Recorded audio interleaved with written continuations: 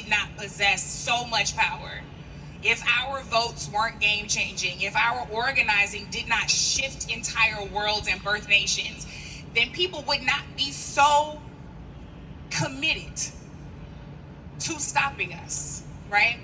And if somebody will stop at nothing to block, steal, move, undermine our power, then not only am I going to say it's important that we know we have that power, I'm going to say, how dare we not use it? Because how are you going to know something more about me than I know about myself, right? The beautiful thing, though, about Black power is that it is not the same as the kind of power that white supremacy culture preaches to the West, to America, right? They think of that power as extrinsic. It's coming from the outside, as somebody is awarding it to me, or I'm earning it some kind of way, and that power is finite, that there's only so many pieces of pie to go around. Black folks, though, we understand that power is not something that white folks can give to us, and not something that white folks can take away.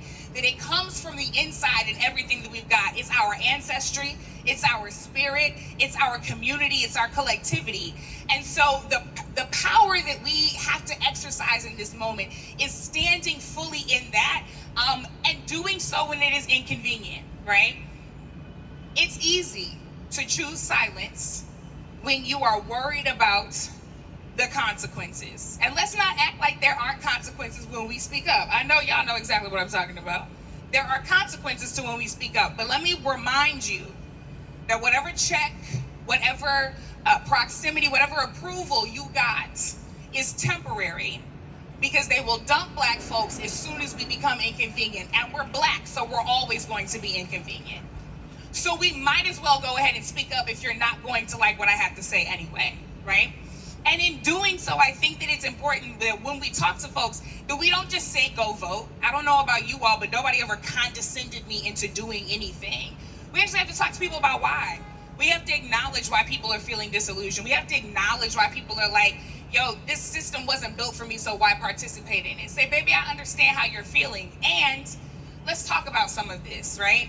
Condescension doesn't work, but love does. Sharing with people the why, right? Going and reading the 900 pages of Project 2025 together, right? I know y'all not partisan, but it's just a thought of something you should do. And recognizing that when we tell folks why, we have to help them understand the vote in a way that we've not talked about it. We tell everybody that a single vote, a single election will save and fix everything. That is a lie. We have to stop telling it. The truth is, and Nicole and I were talking about this earlier, your vote is a strategic weapon in setting the conditions for your next battle. So your vote is you being the coach, right? I hope I don't get none of this wrong. Your vote is you being the coach. As the coach, it is your responsibility to build the team that's going to put the W's on the board, right?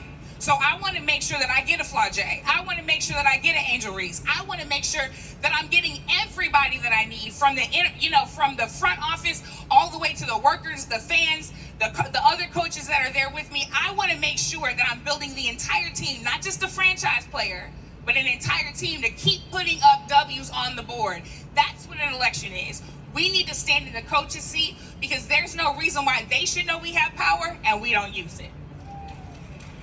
Thank you, Brittany.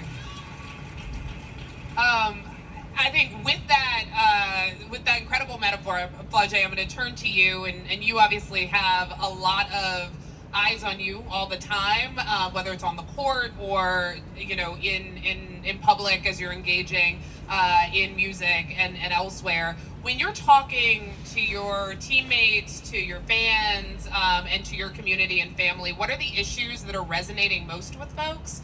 And what are really kind of most motivating to your community? I mean, issues. I mean, there's countless issues, right? In the Black community, right?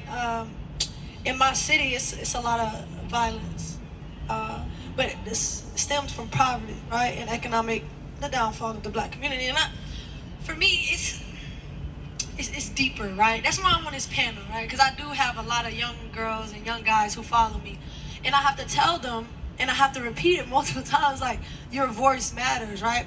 And for me, I try to use my voice for the voiceless, because I know I'm confident enough to walk on the stage and say what I want and don't care about the consequence, you know what I mean? But a lot of people aren't, right? That's why we have panels like this to talk about it. I mean, it's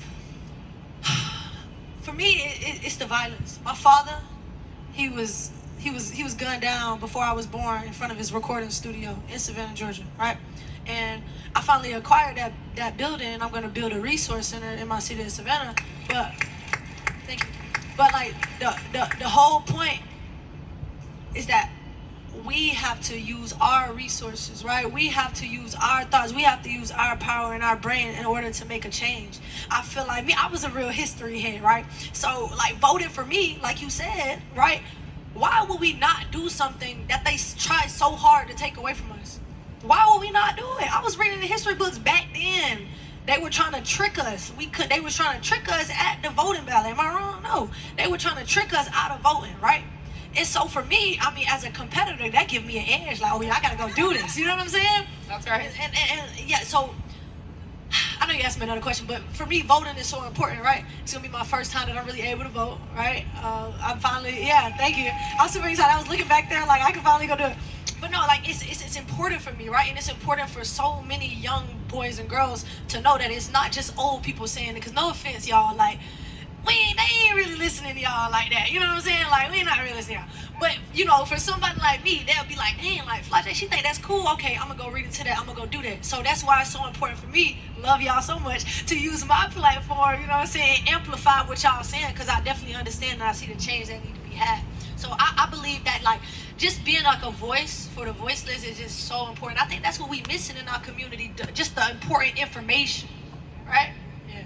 Thank you so much. And thank you for being that leader in your community and also reminding us of our power. All of us might not be able to buy a building, but we can make change, right? And hopefully we can all buy a building at some point, right? At some point, but that's just like using social media. Right. You ain't gotta buy a building, not everybody got the resources, but you can use your phone. Right. You can use free resources that can tap into other things. So, you know what I'm saying? It's just using what you got. Yeah, our voice, our power. Raina, I'm gonna turn to you, and you are one of our newest members of our voting squad. Thank you so much. And one of the things